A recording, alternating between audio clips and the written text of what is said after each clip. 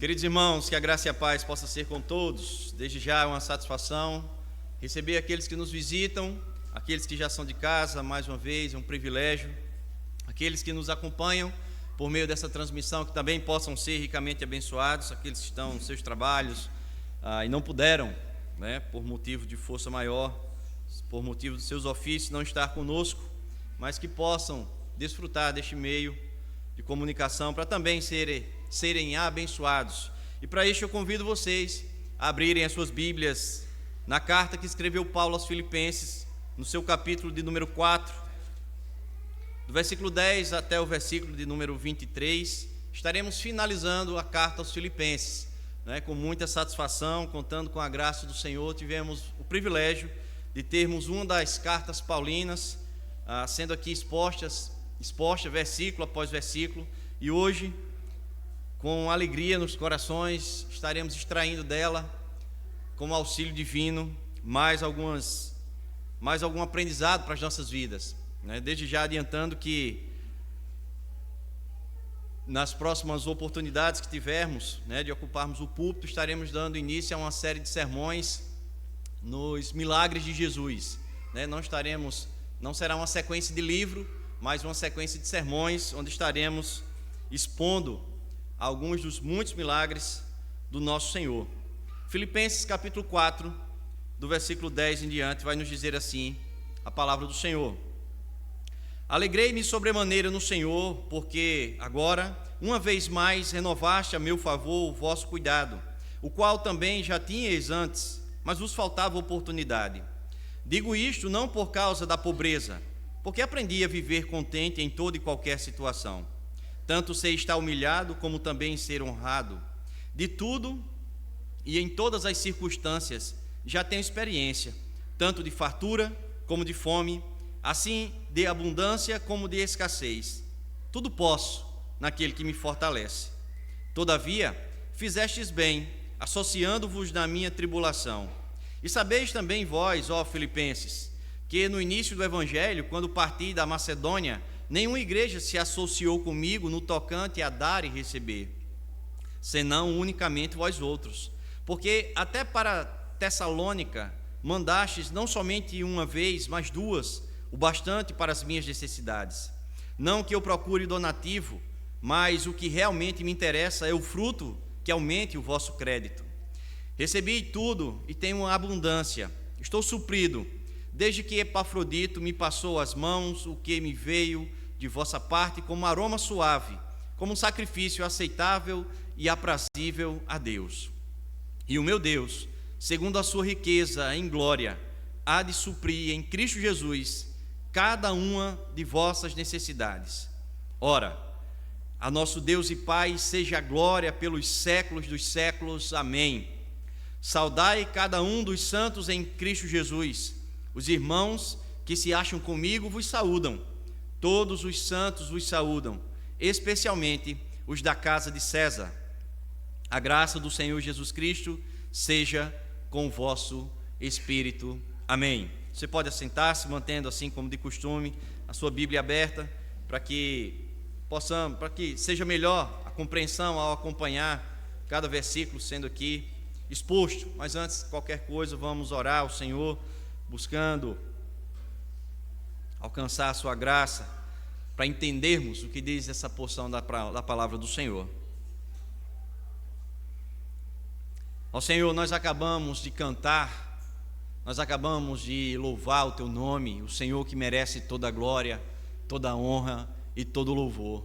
O Senhor que tem sido fiel ao Teu povo, ou melhor, o Senhor que tem sido fiel ao Senhor mesmo, demonstrando essa fidelidade ao Seu povo, quando o Senhor, por meio de gerações, de anos, manteve a Sua palavra viva, manteve a Sua palavra, Deus, de posse dos crentes, e esta palavra foi necessária, Deus, para que muitos tivessem a sua fé aquecida, a sua fé, ó Deus, vibrante, para que pudessem terem cumprido a jornada. Aqueles que já se passaram, já se encontram com o Senhor. E esta palavra, Deus, que se encontra nas nossas mãos, é a mesma palavra, inspirada pelo Teu Espírito a esses homens que a escreveram. Nós estaremos diante de mais uma passagem bíblica e rogamos ao Senhor entendimento para que possamos compreendê-la e que esta palavra, ela possa, Pai, nos exortar, ela possa nos confortar, ela possa, Deus, mexer no nosso íntimo, ela possa, Deus, gerar conversão, mudança de atitudes, mudança de pensamento, pois a Tua palavra, ela é viva, ela é suficiente, ó Deus, para mudar a vida de qualquer homem, de qualquer mulher, ela é suficiente para fazer com que o pecador caia em si, reconheça a sua natureza pecaminosa e reconheça o Senhor como o único e suficiente Salvador de suas vidas. É diante dessa palavra, Deus, que nos prostramos, diante dessa palavra, Deus, que nos curvamos, diante da autoridade que ela por si só já tem. Rogamos o Teu favor e a Tua graça em mais uma exposição, Pai, em nome de Cristo Jesus, amém. Irmãos, você vai manter a sua Bíblia aberta. Nós temos aqui pessoas que são da capital, pessoas que já moraram na capital, mas nós também temos no nosso meio pessoas que são da zona rural ou mesmo que gostam de ir na zona rural. E nós vivemos aqui no Nordeste, né, principalmente no fim de ano ou em algumas épocas do ano, as colheitas de algumas frutas típicas, né? E como é bom a safra, né? E quando a safra ela acontece na casa de alguém, não fica só para ela faz questão de expandir essa safra. Nós estamos chegando aí na safra da manga, por exemplo. Você chegar um parente seu que tem uma mangueira em casa, ele fará questão de fazer com que você, de compartilhar aquela safra, e você traz para casa com muita satisfação, e você diz, olha, foi lá da casa de fulano de tal. E às vezes a propaganda é tão generosa que a safra logo vai embora, né? Porque você fica sabendo onde tem, e aí os irmãos aí que tem sítio, né, que tem mangueira, já ficam logo se acusando, né? Mas é uma experiência fantástica, irmãos. Se você nunca teve de entrar numa casa humilde, principalmente zona rural, e, sei lá, diante de alguma necessidade, de alguma andança, de alguma viagem que você fez, e você adentra naquela residência e as pessoas, na sua humildade, muitas vezes com poucos móveis, muitas vezes com poucos utensílios, né? Crianças descalças,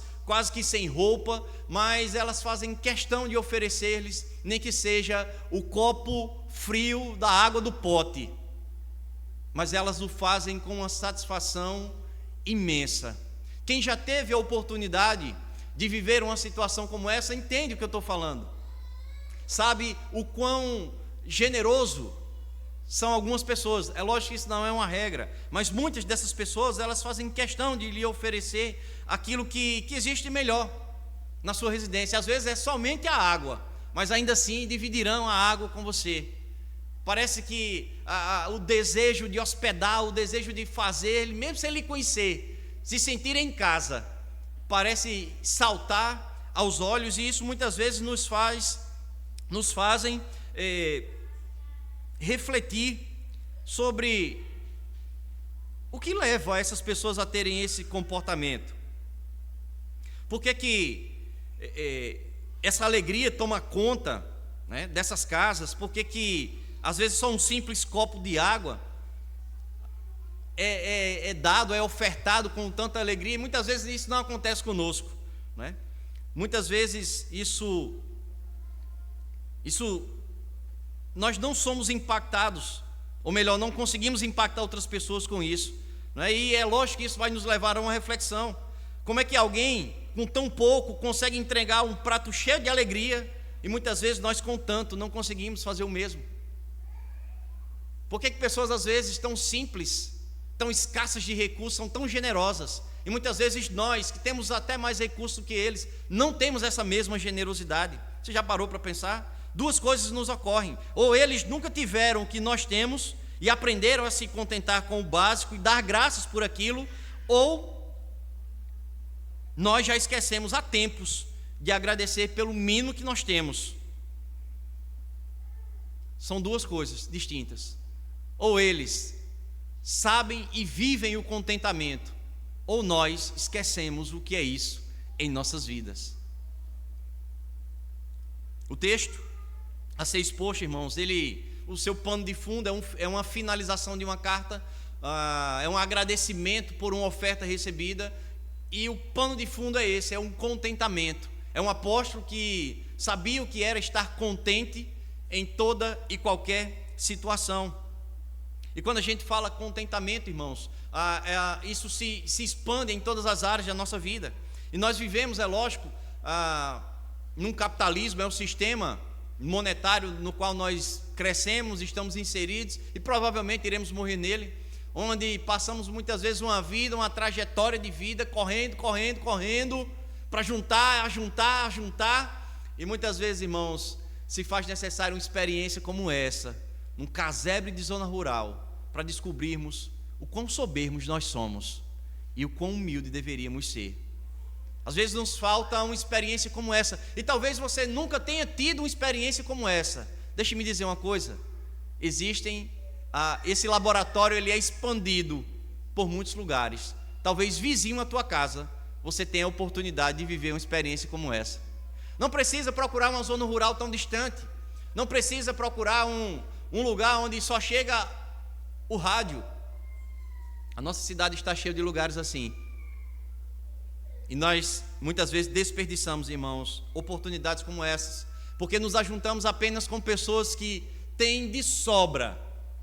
E da mesma forma que sobra bens, muitas vezes sobra orgulho, muitas vezes sobra ganância, muitas vezes sobra soberba. Certa feita, o próprio Cristo, falando aos seus discípulos sobre os cuidados com este mundo, ele registrou, está lá em Mateus capítulo 6, quando ele diz assim: por isso vos digo, não andeis ansiosos pela vossa vida, quanto ao que, versículo 25, quanto ao que haveis de comer ou beber, nem pelo vosso corpo, quanto ao que haveis de vestir. Não é a vossa vida mais do que o alimento, e o corpo mais do que as vestes? Observai as aves dos céus. Elas não semeiam, não colhem, nem ajuntam em celeiros, contudo o vosso Pai Celeste as sustenta. Porventura não valeis vós muito mais do que as aves? Qual de vós, por ansioso que esteja, pode acrescentar um côvado ao curso da sua vida? E por que andais ansiosos quanto ao vestuário? Considerai como crescem os lírios do campo. Eles não trabalham, eles não fiam. Eu, contudo, vos afirmo que nem Salomão, em toda a sua glória, se vestiu como qualquer deles. Ora, se Deus veste assim a erva do campo, que hoje existe e amanhã é lançada no forno, quanto mais a vós, outros, homens de pequena fé. Portanto, não vos inquieteis dizendo: que comeremos, que beberemos, ou com que nos vestiremos? Porque os gentios é que se preocupam, ou melhor, porque os gentios é que procuram todas estas coisas, pois vosso Pai Celeste sabe que necessitais de todas elas. Parecem ser palavras duras. Se foi para aquela época, imagine para a nossa. Se palavras como essa do próprio Cristo foram duras para aquela época, imagine para os nossos dias, onde muitos se afadigam no acumular, no juntar, no construir patrimônio, no alargar tendas. Vale salientar, irmãos, que não existe nada de errado com o patrimônio, desde que o seu coração não esteja nele, desde que ele não seja o seu ídolo, pois se assim for, nós não estaremos cumprindo o que diz Mateus 6,24, o texto que antecede esse que nós lemos. Ninguém pode servir a dois senhores, porque ou há de aborrecer-se de um e amar ao outro, ou se devotará a um e desprezará o outro. Não podeis servir a Deus e às riquezas. São palavras duras que vêm ao nosso encontro, onde muitos de nós, irmãos, erramos no tocante a desprezarmos a providência do Senhor. Muitas vezes nós falhamos e pecamos em desconfiar das promessas de Cristo.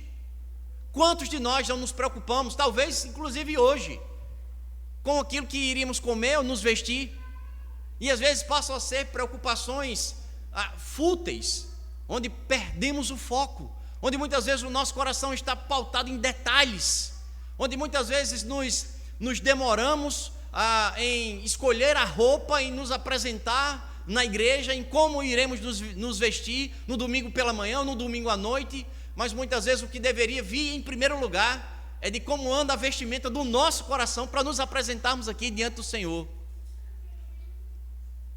Muitas vezes nós somos ágeis em inverter o raciocínio das coisas, ou a ordem das nossas prioridades.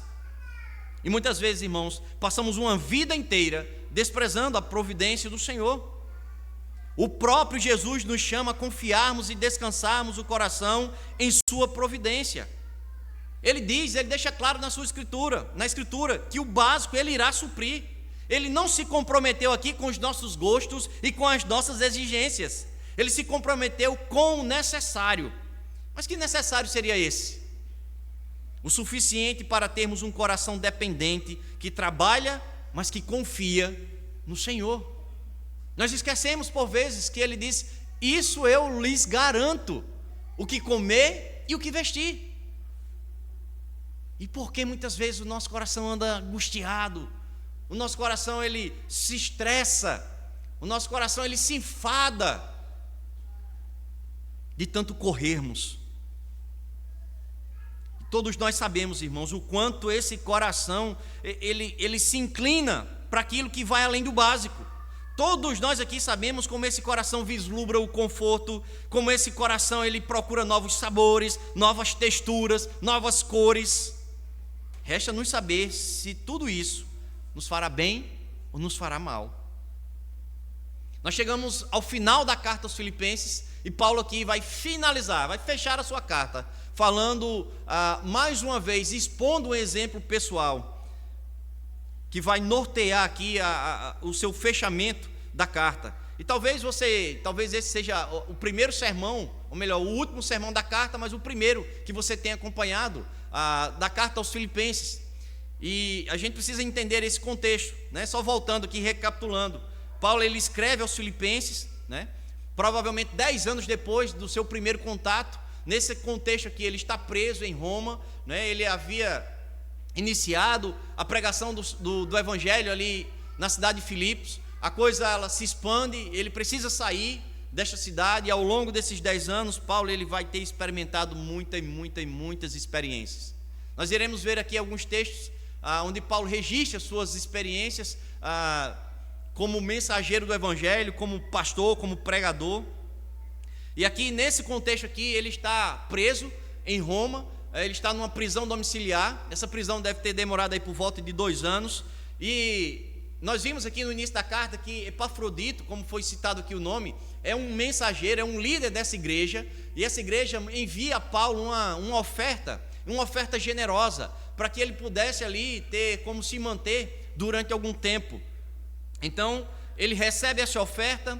O mensageiro que traz a oferta passa um tempo ali com ele, adoece a ponto de chegar à beira da morte, né? E aí ele é curado, o Senhor tem misericórdia dele, né? Ele fica sabendo de todas as situações que estão acontecendo ali na igreja de Filipos, né? Ele fica sabendo de problemas de relacionamento, enfim, de como eles estavam caminhando, e ele começa ali a expor diversas razões pelos quais aqueles crentes precisariam nutrir felicidade, do quanto eles precisariam estarem alegres no Senhor. E aí uma carta curta, né? Você tem a oportunidade de rever os sermões, de ler e reler essa carta. Você vai ver que é uma das epístolas conhecidas como a carta da alegria. Então, um contexto onde o seu escritor está preso, né? Está ali confinado, está com a sua liberdade cerceada, mas ele escreve a crentes que ele tem saudade, a crentes que ele ama, a crentes que ele deseja que continuem crescendo e amadurecendo. E ele diz por diversas vezes: alegrem-se no Senhor, independente daquilo que vocês estão vivendo, alegrem-se no Senhor. E esse é o pano de fundo da carta aos Filipenses. E aí, como final da carta, nós nos deparamos com o contentamento. Paulo, ele mais uma vez se coloca como exemplo, e nós vimos aqui diversos exemplos sendo expostos, sendo o principal dele, Cristo Jesus, como o principal exemplo no ensino de Paulo, na escrita desta carta aos Filipenses. E aqui, irmãos, nós nos deparamos com essa que é uma das características da vida cristã, que é o contentamento. Nós precisamos estar contentes em toda e qualquer situação. Essa é uma exclamação feita não só por Paulo, mas também por Cristo, por todos aqueles que tiveram a oportunidade de registrar os textos inspirados. O contentamento é algo que nós temos perdido. A alegria no Senhor, para essa geração, parece ser algo momentâneo, ou parece ser algo que acontece, que ocorre diante de situações A ou B. Ou seja, eu estou alegre no Senhor se me for conveniente.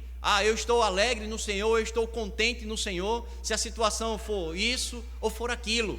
Paulo está dizendo, em todos os momentos, alegrem-se no Senhor, estejam contentes no Senhor. Vamos para o texto, irmãos, vamos ver o que diz o verso número 10, quando ele diz, alegrei-me sobremaneira no Senhor, porque agora uma vez mais renovaste a meu favor o vosso cuidado, o qual também já tinhais antes, mas vos faltava oportunidade. E aqui ele encerra a carta da mesma forma que ele começa. Lá no capítulo 1 ele já vai agradecer a oferta que lhe chega às mãos.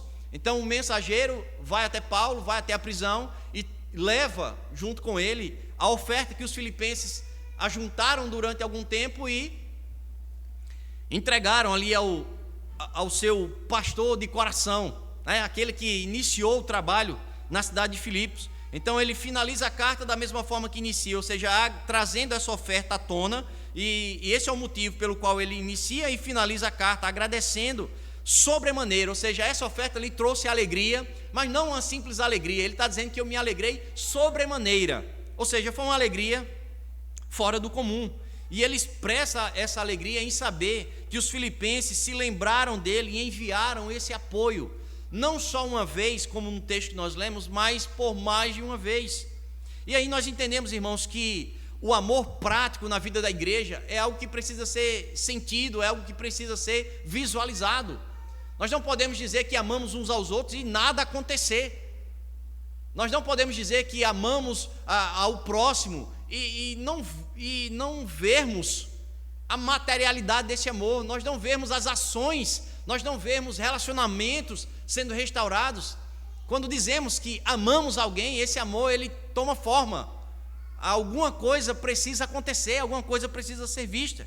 Esse aqui, no caso, Paulo está falando, era o amor, era uma forma prática da igreja demonstrar amor para com o pastor, para com Paulo. Nós sabemos, irmãos, que nós cristãos, nós somos uma criatura que está sempre em constante transformação. A palavra do Senhor, semana após semana, dia após dia, ela vai nos quebrando, ela vai nos moldando, e se não é assim, precisa ser assim.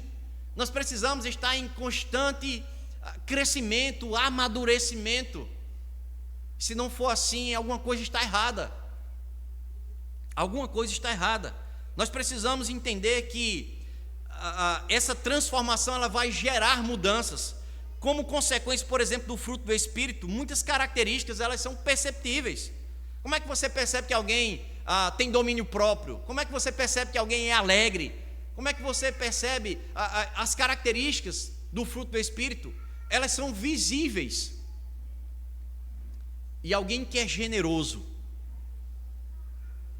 essa generosidade ela também ganha forma. Paulo está se referindo a uma oferta, algo que lhe chegou às mãos, e ele diz, isso aqui é uma forma prática da igreja demonstrar amor uns para com os outros. Com essa oferta, Paulo se sentiu alegre e se sentiu motivado, não por aquilo que havia recebido em mãos, mas pela ação em si. Paulo ele está dizendo aqui, eu já estou suprido, isso aqui já é suficiente. Não é mencionado aqui valores financeiros, mas era suficiente para suprir as necessidades de Paulo. E o desejo de Paulo era não se sentir pesado para a igreja. Ou seja, eu não estou aqui escrevendo para vocês que continuem mandando essas ofertas, porque essa aqui já acabou. Não, Paulo está dizendo, olha, o que me alegra não é a quantidade que vocês me mandaram, mas é o fato de vocês terem mandado. Eu recordo na minha infância, ainda na igreja, os projetos, né, do departamento infantil, quando cada criança ela confeccionou, os mais antigos devem lembrar isso aí, um cofrinho, né, chamado de cofrinho missionário, né? E passávamos o ano inteiro juntando moedas naquele cofrinho, e ao final a igreja enviava aquilo ali para algum missionário, para alguém que estivesse no seminário. E era uma experiência interessante na nossa infância. É lógico que tinha alguns que às vezes burlavam os cofrinhos uns dos outros, né? A disciplina já devia acontecer também para criança. Mas isso era comum na nossa época. Então, quando o destinatário recebia aquela oferta, um monte de moeda, e aquilo para ele, e ele geralmente escrevia uma carta e voltava essa carta para a igreja e era lida para as crianças, e aquilo para a gente era extremamente gratificante, você saber que contribuiu com um livro, contribuiu, enfim, com qualquer coisa na vida de um missionário. E aí, irmãos, isso nos faz refletir como é que nós podemos apoiar e encorajar os nossos irmãos na fé. Paulo se sentiu encorajado, Paulo se sentiu apoiado com aquela oferta recebida. E a pergunta que nós fazemos, no nosso contexto, como nós apoiamos uns aos outros, como nós podemos incentivar, encorajar uns aos outros, contribuindo com a cesta do amor, que muitas vezes precisamos levar um aperto aqui, para que a gente possa lembrar de trazer o nosso mantimento. Como contribuir, irmãos, uns com os outros, ajudando financeiramente aquele que nem mesmo manifestou a necessidade. O fato de Paulo aqui, ele não está enaltecendo a oferta, ele está agradecendo a oferta. Ele não quer tornar essa oferta um banner, um outdoor, dizendo: olha, a igreja de Filipos é extremamente generosa. Muitas vezes nós temos pessoas generosas em nosso meio, que contribuem ali no anonimato, no secreto, e fazem questão de nem citarem os seus nomes, em doações, em ofertas. E muitas vezes, irmãos, quando isso, vamos dizer assim, quando isso vaza, quando a gente descobre alguém generoso em nosso meio, e nós não temos a mesma generosidade, aquilo, ao invés de nos causar alegria, isso nos causa inveja. Isso vai, fulano é muito besta. Aí só fulano, já prestou atenção como às vezes isso acontece? Fulano com essa oferta podia fazer tal coisa. Às vezes a gente aponta a virtude do outro em contraste com a nossa falha, com o nosso próprio pecado. E quando nós temos a oportunidade, irmãos, de encorajar os nossos irmãos, de contribuir de uma ou de outra forma, por exemplo, quer ver uma situação prática? Nosso irmão George Bárbara estará indo ano que vem para o seminário. Quem já foi para o seminário sabe o quão difícil é a vida de seminarista. O quão difícil é a vida de seminarista. E aí nós teremos a oportunidade, não só a oportunidade, nós teremos a responsabilidade, não é isso, Pablo? A responsabilidade de mantermos aquele casal ali. E nós teremos a oportunidade de fazermos mais. Nós teremos a oportunidade de elaborarmos uma oferta e essa oferta chega lá de forma surpresa. Nós teremos a oportunidade de trabalhar isso com as nossas crianças. Você terá a oportunidade, por exemplo, de ser um mantenedor nas literaturas daquele irmão. Não para que você possa bater nas costas dele um dia e dizer assim: olhe, eu tenho parte no ministério. Não, irmãos. É porque a igreja é chamada a isso, a viver um amor prático. E esta é uma só das muitas oportunidades que nós temos. Por exemplo, outra: você já doou aqui na Cesta do Amor? Já trouxe minha doação, boto minhas crianças lá para fazer a doação. Mas você já teve a curiosidade, por exemplo, de chegar junto dos diáconos e dizer assim: meu irmão, eu quero ir também, eu queria também ir lá na residência, para poder orar, para poder conhecer, para poder, se necessário for, chorar junto com vocês. Você já teve essa oportunidade? Se não, nós temos isso aqui o mês inteiro. Às vezes a gente fica procurando, né? O que é que eu vou fazer na obra do Senhor? O que é que em que eu estou sendo útil na obra do Senhor? É muita coisa a ser feita, irmãos. E demonstrar esse amor de forma prática é uma dessas formas. E aí Paulo ele vai continuar dizendo assim: digo isto não por causa da pobreza. Ou seja, ele estava alegrando-se, não é, porque esse cuidado havia chegado até ele. Aí ele diz: digo isto não por causa da pobreza, porque aprendi a viver contente em toda e qualquer situação. Tanto sei estar humilhado, como também ser honrado. De tudo e em todas as circunstâncias já tenho experiência, tanto de fartura como de fome, assim de abundância como de escassez.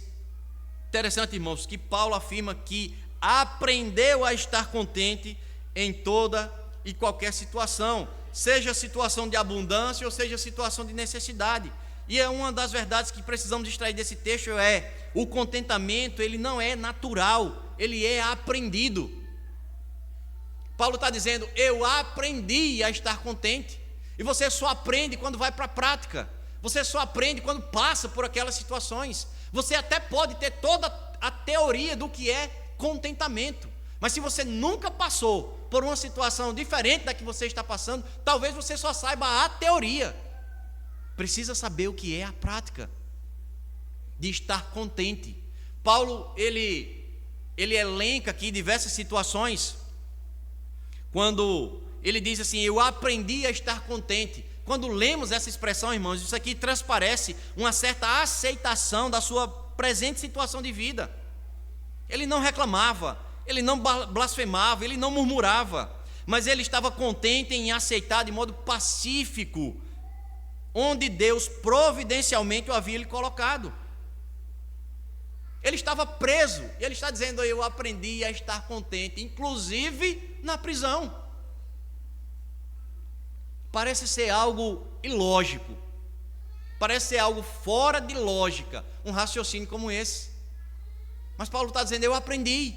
Foram as situações que o Senhor mesmo o colocou, que o fez concluir, que o fez instigar também os filipenses a alegrarem-se no Senhor em toda e qualquer situação. O contrário disso, irmãos, alguém que está descontente, significa desejar estar no lugar diferente daquele em que a mão soberana de Deus o coloca. É alguém que não está satisfeito, é alguém que reclama o tempo inteiro de onde Deus o colocou. O descontente, ele tem o desejo de ter mais do que a mão soberana de Deus escolheu para lhe dar. Ele não se dá por satisfeito, ele não reconhece o agir de Deus em sua vida.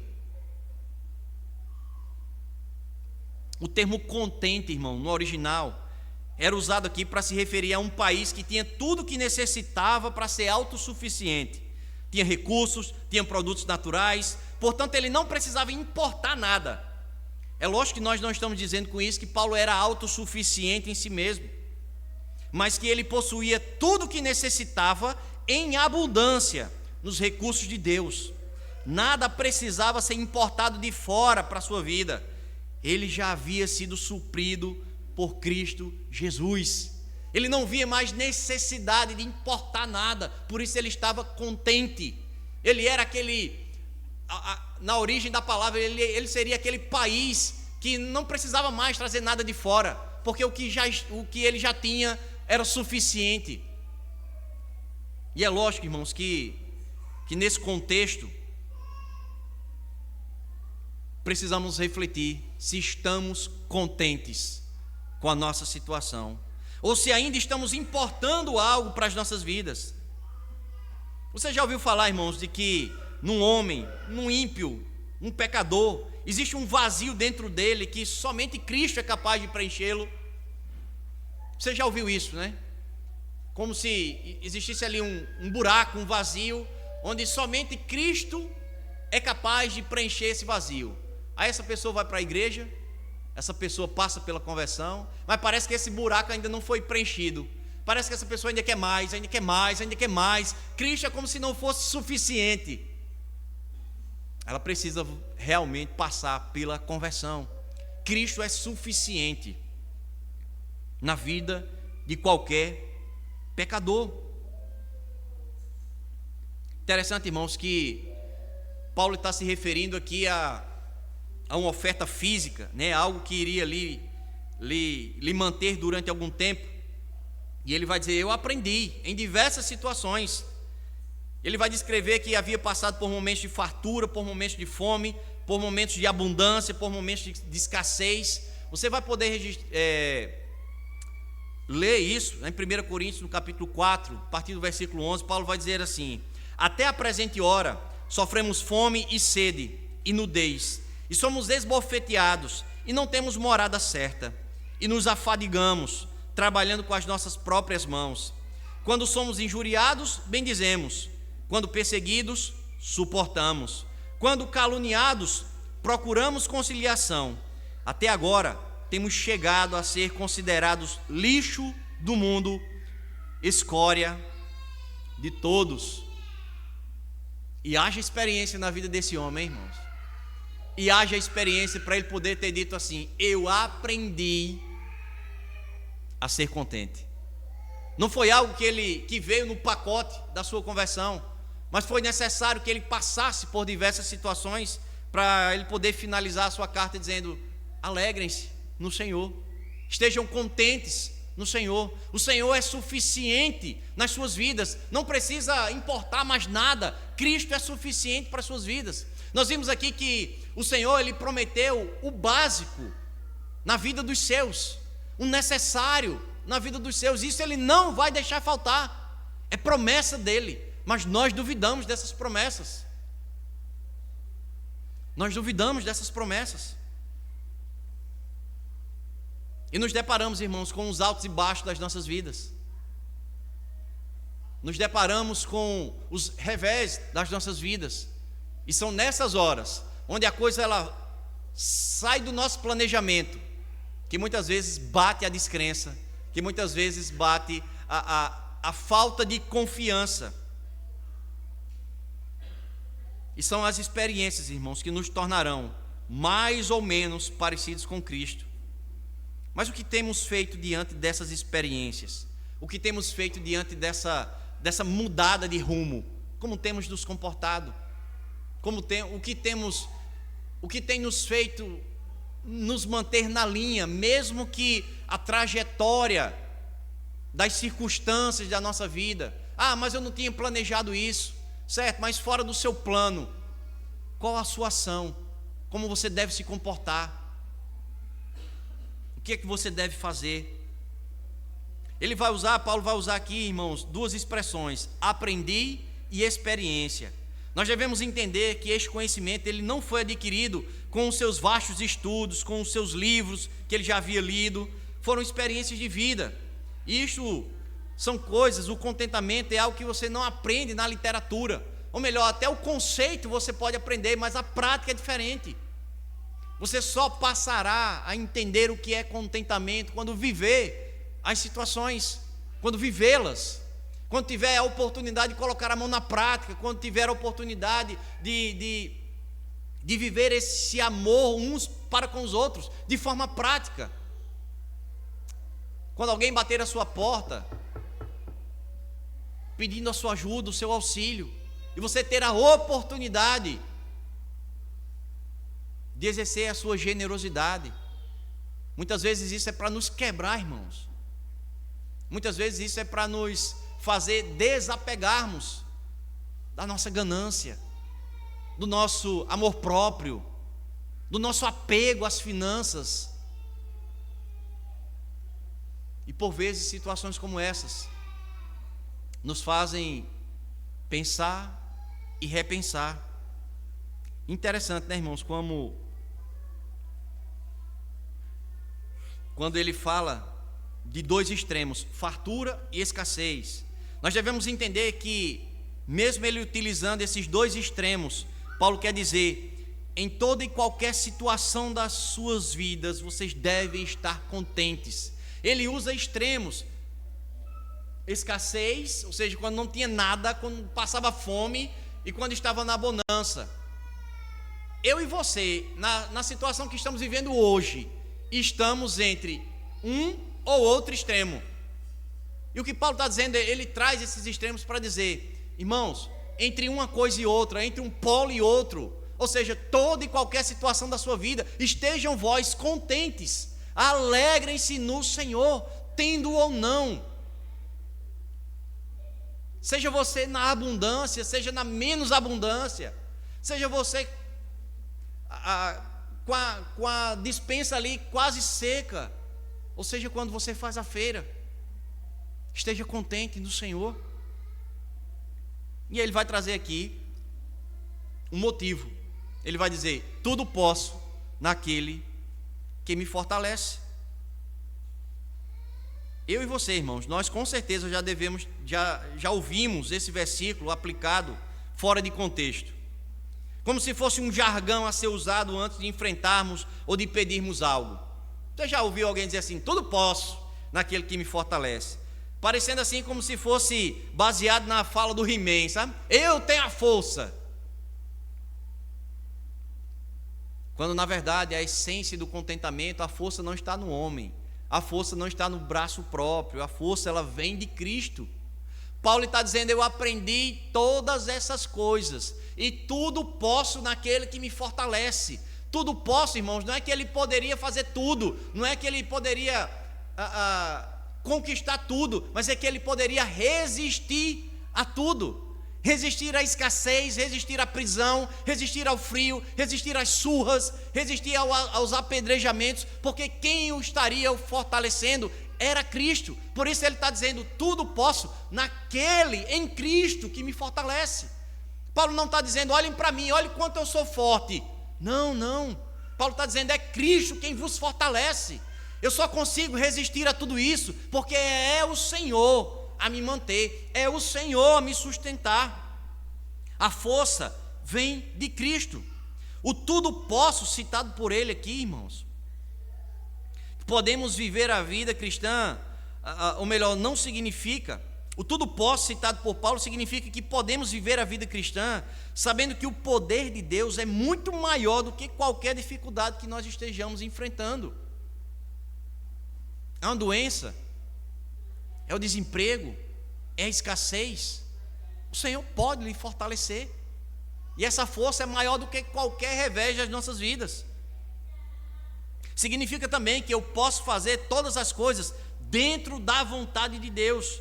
É preciso entender que todas as coisas, como tudo que é definido pela palavra de Deus.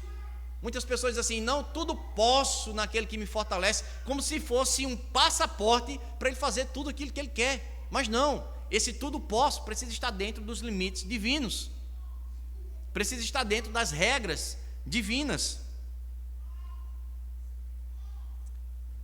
Precisamos entender, irmãos, que o He-Man era só lá na ficção, quando ele empunhava aquela espada e o seu físico mudava, até a sua voz mudava, a sua coragem mudava. A força estava nele. Isso é a ficção, isso é o desenho animado. Para o cristão, aquele que busca o contentamento, aquele que busca ter esse vazio sendo preenchido por Cristo Jesus, ele precisa entender que a força não vem dele, a força vem de Cristo.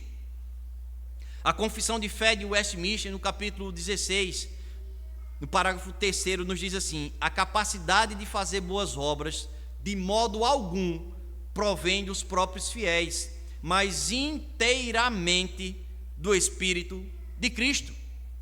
Você é alguém generoso? É Cristo agindo na sua vida. Você é alguém que compartilha? É o Senhor agindo na sua vida. Porque se fosse por você só, pela sua própria natureza, você dava tchau assim, ó. Porque nós somos egoístas por natureza. Até as boas obras que fazemos não somos nós, mas é o Espírito de Cristo atuando em nossas vidas. Daí a importância, irmãos, de depender de Cristo em todas as situações, quer saudáveis, quer doentes, quer na fartura, ou seja, na escassez. E daí às vezes os problemas surgem e nos perguntamos: onde está a força do eu tudo posso? Nós questionamos o autor da vida, o porquê disso ou o porquê daquilo, como se nós cristãos fôssemos blindados contra toda e qualquer dificuldade. Às vezes as dificuldades nos assolam, batem às nossas portas, e a gente diz assim: nossa, mas eu passando por isso. E a gente se coloca num patamar, né, como se, não, as promessas que o Senhor me fez, e eu estou aqui passando por isso. Paulo vai mencionar em 2 Coríntios capítulo 4, irmãos, a partir do versículo 23. Olha só: são ministros de Cristo? Falo como fora de mim. Eu ainda mais, em trabalhos, muito mais em prisões, em açoites sem medida, em perigos de morte muitas vezes. 5 vezes recebi dos judeus uma quarentena de açoites menos um. Fui 3 vezes fustigado com varas, 1 vez apedrejado, em naufrágio 3 vezes. 1 noite e 1 dia passei na voragem do mar, em jornadas muitas vezes, em perigos de rios, em perigos de salteadores, em perigos entre patrícios, em perigos entre gentios, em perigos na cidade, em perigos no deserto, em perigos no mar, em perigos entre falsos irmãos, em trabalhos e fadigas, em vigílias muitas vezes, em fome e sede, em jejuns muitas vezes, em frio e nudez. Além das coisas exteriores, irmãos, há o que pesa sobre mim diariamente, a preocupação com todas as igrejas. Quem enfraquece, que também eu não enfraqueça. Quem se escandaliza, que eu não me inflame. Se tenho de gloriar-me, gloriar-me-ei no que diz respeito à minha fraqueza. O Deus e Pai do Senhor Jesus, que é eternamente bendito, sabe que não minto. Você sabe agora, você percebe agora o que significa tudo posso naquele que me fortalece? Paulo elenca aqui, irmãos, diversas passagens, onde qualquer um de nós, na primeira, estaria já pedindo baixa. Um açoitezinho que a gente viesse a levar do Estado, do governo, por sermos crentes, a gente estaria dizendo, opa, vamos mudar aqui a ideia.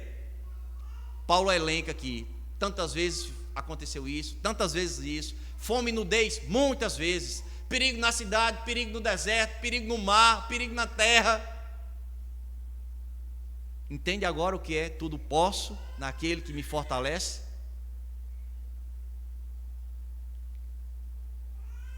Entende agora, irmãos, o que é ter a missão do Evangelho como prioridade em sua vida? Entende agora, irmãos, o que é amar o Senhor sobre todas as coisas? Entende, irmãos, o que é desejar servir ao Senhor, mesmo em frente aos perigos? Entende agora o que é estar feliz, contente?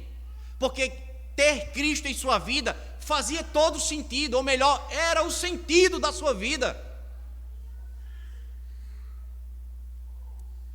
Quando nós entendermos o que Cristo é para nós, não vai ser um espirro, como o pastor falou aqui pela manhã, que nos tirará, irmãos, da comunhão.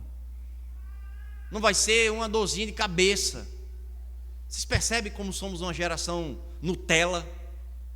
Se comparados ao relato de Paulo, nós somos uma geração muito frágil. Muito frágil. Onde certezas que Paulo teve, talvez poucos de nós viéssemos a ter, se tivéssemos a mesma oportunidade que ele teve. Este é o segredo de Paulo, irmãos.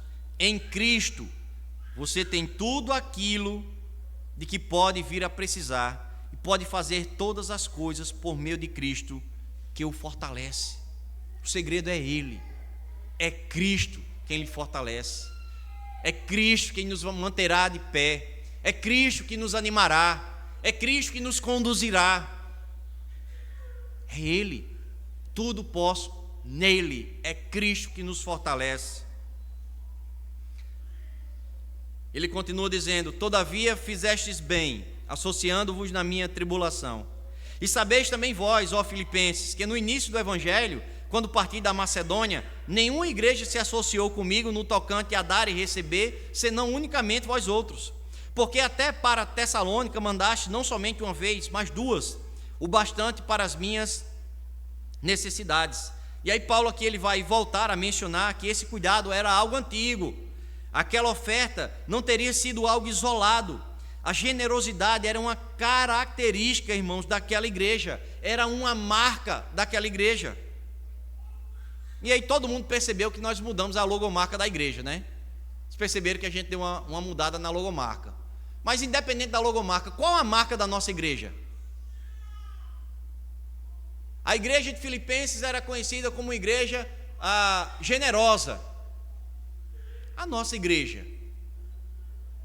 como ela é conhecida? Que marca nós temos?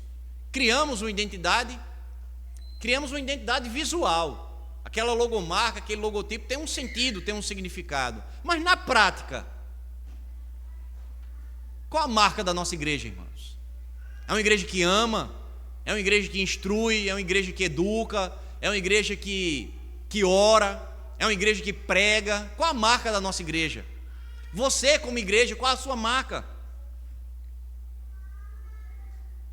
Interessante que Paulo parabeniza os filipenses, mas ele está dizendo: nenhuma outra igreja contribuiu comigo como vocês contribuíram. Ou seja, a generosidade não ficou para todo mundo também não, irmãos. Não ficou para todo mundo também não. Da mesma forma que ele fala dos filipenses, ele fala daqueles que não foram generosos, daqueles que tiveram talvez a oportunidade e não fizeram. Você sabe, né, que quando temos a oportunidade de fazer o bem e não fazemos, nós pecamos. A Escritura já diz isso. E eu tenho plena convicção, irmãos, das vezes que isso vem facilmente na nossa mente. A oportunidade que você teve de ajudar alguém e não fez. Por que não fez? Por que não fizemos? Foi o nosso ego? Foi o nosso egoísmo?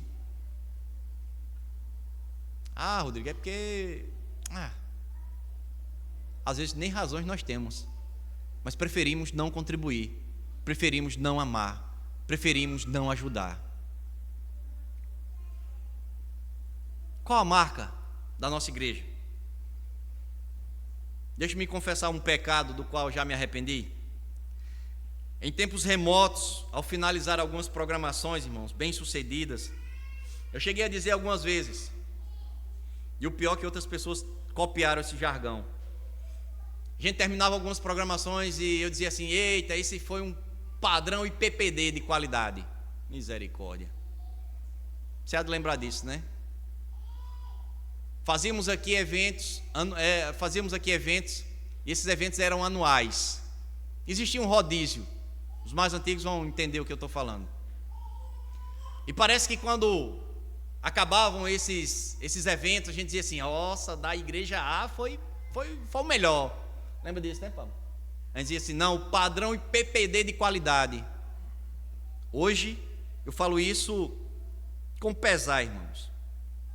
Embora devamos fazer tudo da melhor forma para o reino de Deus, o padrão de quem fez nunca deverá ser exaltado além daquele que merece receber toda a honra. Qual a marca da nossa igreja? Chegamos à marca da nossa igreja. A gente pode até estampá-la, mas isso não pode sobrepor a glória daquele que é merecedor de receber toda a glória. Nós podemos ter até um padrão de excelência naquilo que fazemos, mas isso não deve ser propaganda nossa. Isso só é um reconhecimento do que Cristo faz por amor ao seu povo, por amor à sua igreja. Nós não devemos esquecer, irmãos, que o nosso coração não precisa de muitos elogios para se tornar soberbo. Basta alguns, ele já está se amostrando. É assim. O nosso coração nos trai, o nosso coração nos engana, se inclina para soberba. E não precisa de muito elogio, não. Basta umas tapinhas nas costas. Basta uns meros elogios. A gente já está se achando.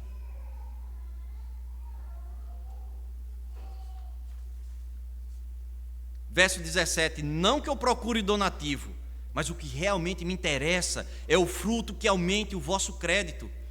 Recebi tudo e tenho abundância. Estou suprido, desde que Epafrodito me passou às mãos o que me veio da vossa parte, como aroma suave, como um sacrifício aceitável e aprazível a Deus. Esse versículo, irmãos, ele mostra o real interesse de Paulo, não em continuar recebendo as ofertas. Como eu já disse, ele não queria ser pesado à igreja, ele não queria ser um peso para aquela igreja. Mas o seu desejo é que essa característica, ou seja, a generosidade, ela pudesse ser mantida. Isso faria parte do seu crescimento e amadurecimento da igreja. Paulo está dizendo: eu me alegro com isso. Eu me alegro em saber que vocês mandando ou não, diminuindo ou não a quantidade, mantenham-se generosos. É nisso que eu me alegro. Eu me alegro em saber que vocês continuam ajudando, amando, praticando o bem, continuam contribuindo para o avanço do Evangelho. É nisso que eu me alegro.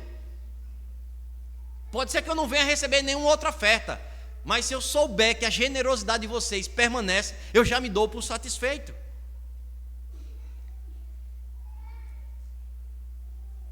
O pastor John MacArthur ressalta, comentando esse texto, ele diz: o presente deles trouxe alegria a Paulo, não por causa do benefício material pessoal para ele, mas por causa do benefício espiritual que representava para os próprios filipenses.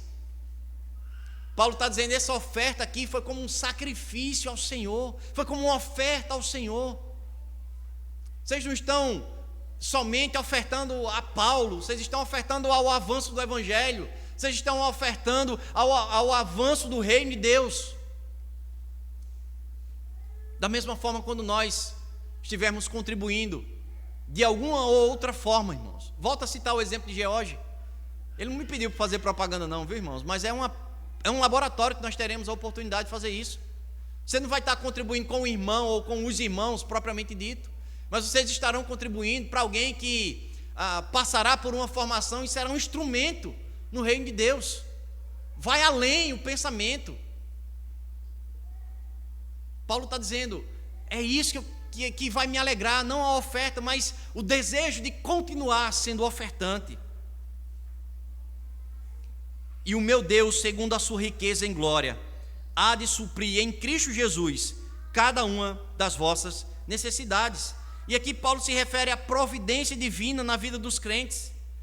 As necessidades físicas e as necessidades espirituais seriam e ainda são supridas pelo Senhor da igreja. É uma promessa. E se dizemos aqui, se cantamos aqui que Deus é fiel, Ele é fiel, Ele não vai quebrar as suas promessas.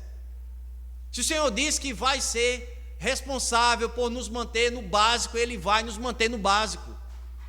A grande questão é que o nosso básico, o nível é outro. Às vezes nós não nos contentamos com o básico. Às vezes nós queremos além do básico, mas não foi isso que o Senhor se comprometeu. O Senhor sabe das nossas necessidades.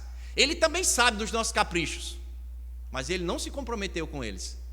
Ele se comprometeu com as nossas necessidades, sejam elas físicas ou espirituais. O Senhor há de suprir todas elas. Ele é o cabeça da igreja, Ele é o dono da igreja, Ele é o cuidador dessa igreja, Ele é o mantenedor dessa igreja. E Ele vai dizer: ora, a nosso Deus e Pai seja a glória pelos séculos dos séculos. Amém. Essa é uma confirmação da promessa do verso 19. E aí ele vai finalizar a carta, irmãos, trazendo aqui uma saudação, como é costume também nas suas cartas. Ele vai dizer no verso 21, saudai cada um dos santos em Cristo Jesus. Os irmãos que se acham comigo vos saúdam. Paulo não estava sozinho, e no início da carta ele vai citar Timóteo, ele vai citar outros crentes que também são mencionados ao longo da epístola. Ele não estava sozinho ali, ele tinha uma rede de suporte, ele tinha uma rede que estava junto com ele, mesmo sem ele, com a liberdade cerceada, mas ele tinha alguns irmãos com ele, isso era importantíssimo. Ele está dizendo, esses aqui lhes saúdam, todos os santos vos saúdam, especialmente os da casa de César. Interessante esse texto, né, irmão? Porque Paulo ele se refere aqui não aos parentes de César, mas aos crentes que frequentavam sua casa, ou seja, pessoas da sua inteira confiança e que agora também serviam ao Senhor. Paulo se refere aqui a grande parte aos funcionários da casa de César, pessoas que conheciam a sua intimidade e que haviam sido alcançadas pelo Evangelho. Esses irmãos agora passariam também a encorajar os filipenses quanto à eficácia do Evangelho, quanto ao transpor as barreiras, irmãos, financeiras, intelectuais e sociais. Essas pessoas, elas estavam servindo ao imperador, mas serviam ao Rei dos Reis. Essas pessoas serviam num palácio, mas tinham acesso a um trono muito maior. Essa saudação aqui, Paulo está dizendo, os da casa de César, ou seja, lá onde muitos diziam e acreditavam que o evangelho não entraria, entrou. onde muitos acreditavam assim como nós acreditamos. Ah, não, o evangelho não entra ali. Entra. Ah, não, a autoridade fulano de tal nunca vai ouvir o evangelho. Pregue.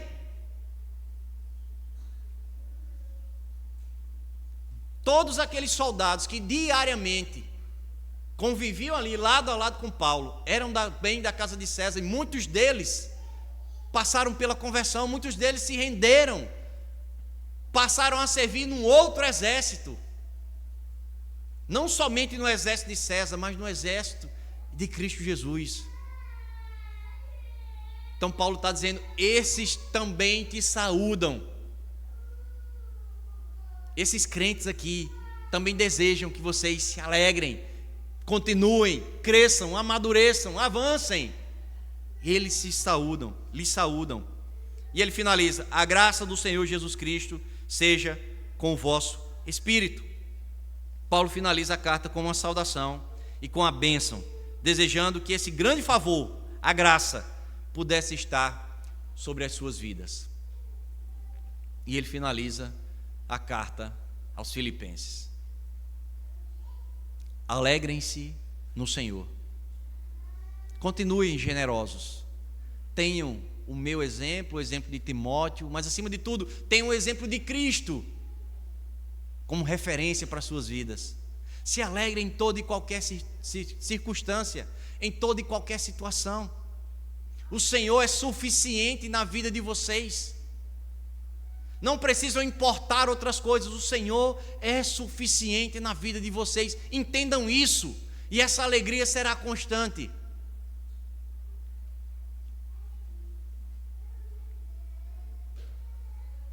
E aí nós chegamos ao final da carta com a certeza de que muitas aplicações vieram às nossas vidas. A carta da alegria, escrita por um apóstolo preso, mas que incentivava uma igreja que estava a quilômetros de distância, mas tão ligados a ele pelo vínculo do evangelho.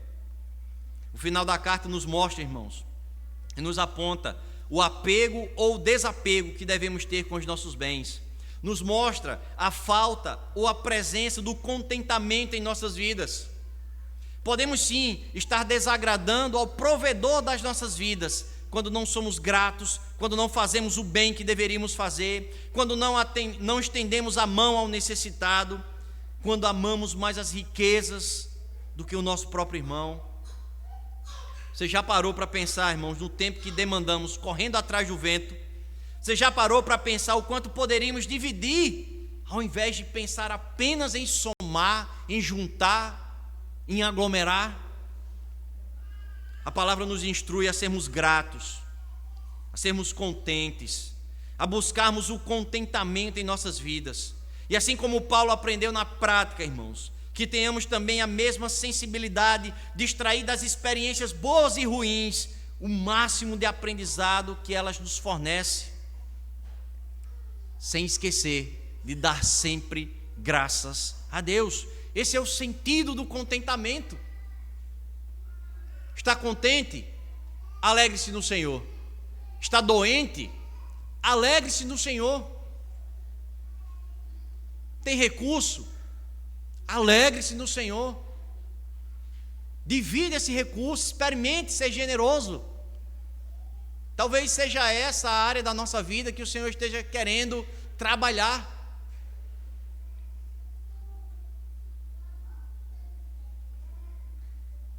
Daqui a pouco nós participaremos do ofertório, irmãos. E por causa da tecnologia, por causa do Pix, muitos irmãos perderam a prática, né, de vir aqui à frente. Mas eu fico muito satisfeito e eu procuro reproduzir, né? Nós temos algumas crianças que não perdem um domingo aqui, né? A oferta aqui é a moedinha. Quando cai, eu só lembro daquela história da moedinha, né, da viúva, né? E a gente diz assim: nossa, uma moedinha todo domingo. Mas não é uma moedinha, é a oferta todo domingo. Não é a quantidade da moedinha, mas é o ensino que estamos dando às nossas crianças.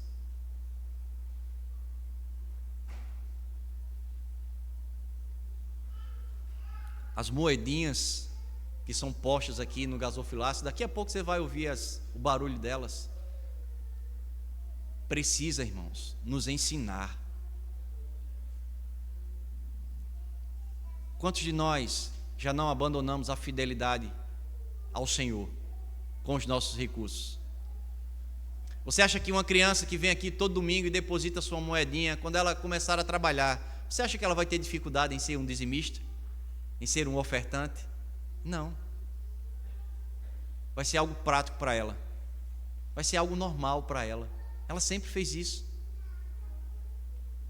Percebe como às vezes somos negligentes nas pequenas coisas. Para nós são pequenas, mas o Senhor chama o seu povo a ser fiel. Talvez essa seja a nossa área, a área da nossa vida onde precisamos ser trabalhados. Ninguém sabe, com exceção de Pablo,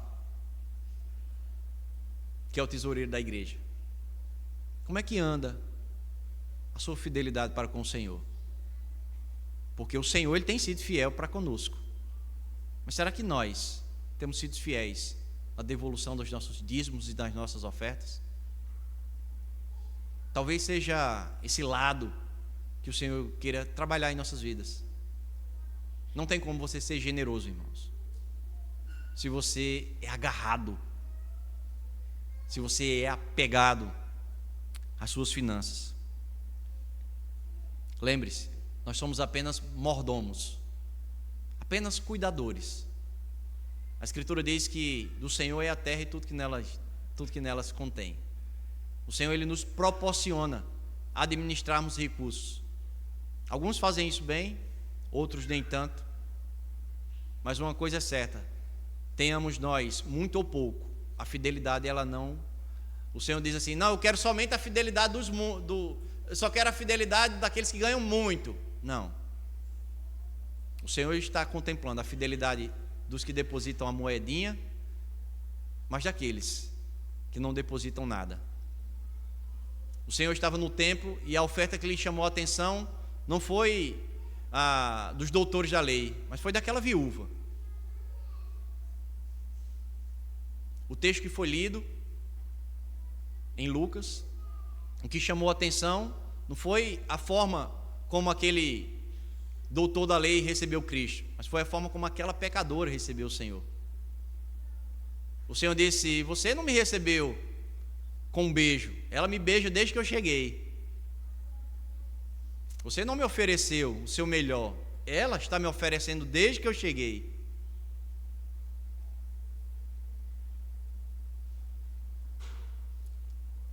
Por fim, irmãos, essa palavra nos revela a nossa natureza e o quanto precisamos ser desapegados, o quanto precisamos contribuir com o reino, o quanto precisamos estar contentes nas situações que o Senhor nos põe.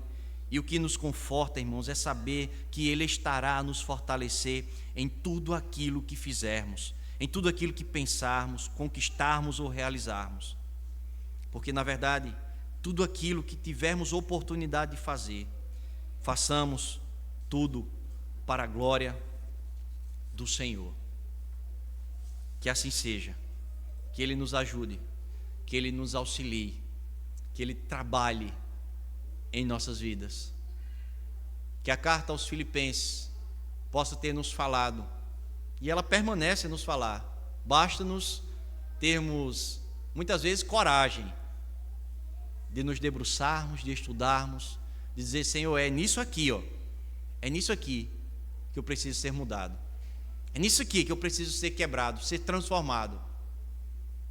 E a palavra do Senhor, ela é viva, ela é eficaz para corrigir, para exortar, para nutrir, para manter, para converter, para nos trazer ao arrependimento, para nos fazer glorificar ao Senhor. Que seja essa palavra a nossa única regra de fé e prática. Vamos orar, logo em seguida estaremos louvando ao Senhor e tendo a oportunidade de ouvirmos não somente as moedinhas, mas termos a oportunidade de contribuir com a obra e com o reino de Deus. Ó Senhor, queremos Te agradecer, louvar-Te, porque o Senhor continua sendo bom. Obrigado por mais uma pregação. Obrigado por mais uma vez a Tua palavra ser aberta e ser explicada. Nos abençoa agora com a aplicação desta palavra, Pai. Nos auxilia, ó Deus, a sermos generosos como deveríamos ser. Nos auxilia, ó Deus, a sermos fiéis a Ti como deveríamos ser. Nos auxilia, ó Deus, a sermos contentes no Senhor como deveríamos ser. Pois o Senhor tem sido muito mais do que generoso para conosco. Nos ajuda, ó Deus, a sermos uma igreja pulsante, a sermos uma igreja viva, a sermos uma igreja que contribui, a sermos uma igreja que avança, a sermos uma igreja que olha o necessitado, a sermos uma igreja, ó Deus, que pensa nos missionários, nos pastores, naqueles que estão passando por dificuldades.